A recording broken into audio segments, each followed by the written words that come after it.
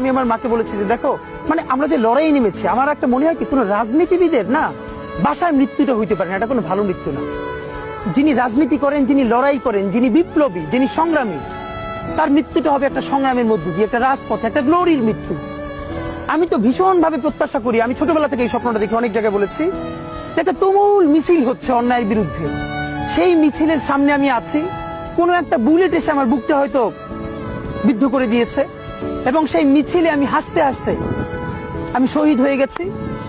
এবং সবাই যখন মৃত্যুটাকে ভীষণ ভয় পায়, আমি তখন হাসতে হাসতে আল্লাহর কাছে ভীষণ সন্তুষ্টি নিয়ে পৌঁছতে চাই যে আমি একটা ন্যূনতম ওই জীবনটা লিড করতে পারলাম, যে আমি একটা ইনসাফের হাসি নিয়ে আমি আমার আল্লাহর কাছে পৌঁছতে চাই।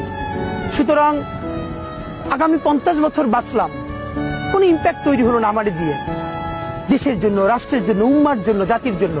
কিন্তু আমি ধরেন 5 বছর বাঁচলাম, সেটার মধ্য দিয়ে যদি আগামী 50 বছরের ইম্প্যাক্ট তৈরি হয়, তাহলে অনেকদিন বেঁচে থাকায় কি সাফল্যের বলেন?